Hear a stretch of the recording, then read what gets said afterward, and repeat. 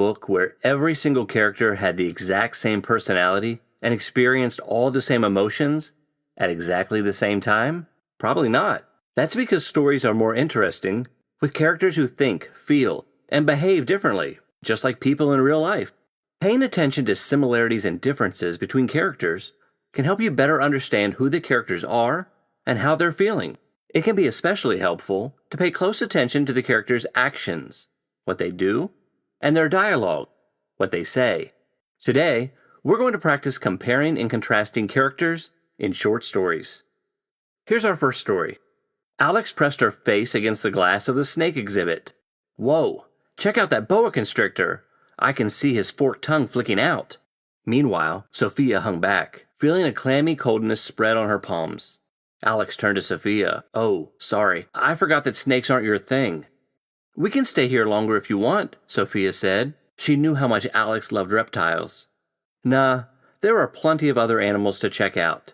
That's the whole point of a zoo, Alex laughed. Come on, let's see what else we can find. All right, what did you notice about Alex and Sophia? How do their actions and dialogue show their similarities and differences? Well, Alex seems very excited to see the snakes, doesn't she?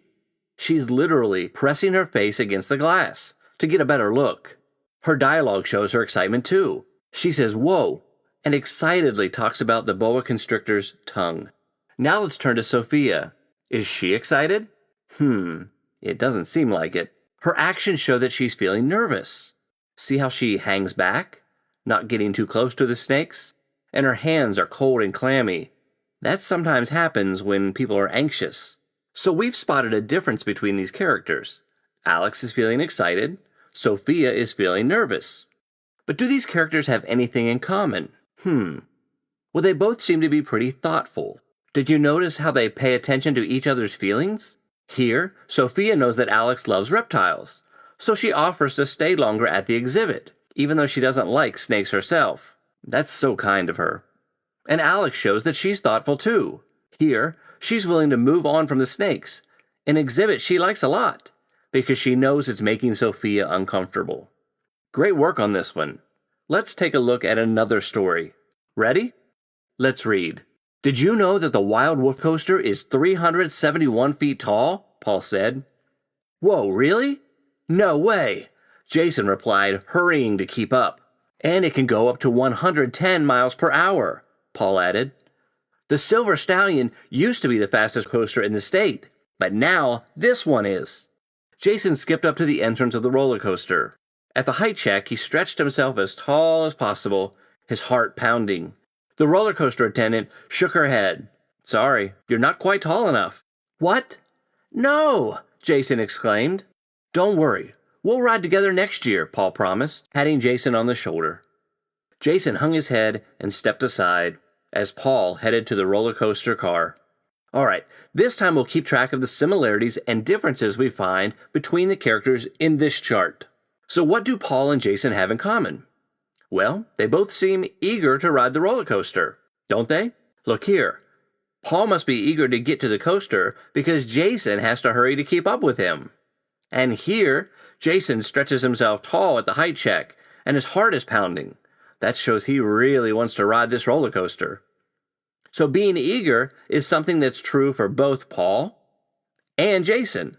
Next, let's consider their differences. Well, I noticed Paul seems to be very knowledgeable about roller coasters. He knows exactly how tall the Wild Wolf roller coaster is and how fast it goes. He even knows about the history of coasters in his state. But Jason doesn't really show any knowledge about coasters. So this is something that's true for Paul, but not for Jason. Okay, next let's look at how Jason feels about not being allowed to ride the coaster. When he's told he's not tall enough, he responds with disbelief. And when Paul tries to comfort him, Jason just hangs his head and steps aside. So we could say that Jason is feeling pretty disappointed here. But what about Paul? Is he disappointed? No. He gets to ride the roller coaster, so he's all good. Now, sometimes it's easier to see similarities and differences when we look at them in a different type of graphic organizer, like a Venn diagram. So let's use this diagram to recap. We found that both Paul and Jason were eager to ride the roller coaster. but only Paul was knowledgeable about coasters. And only Jason was left feeling disappointed at the end of the story. Nice work! Thanks for helping me compare and contrast those characters. Remember, by paying attention to the characters' dialogue and actions, we learn more about their feelings and personalities. With comparing and contrasting, you can dive into stories and really get to know the characters you're reading about.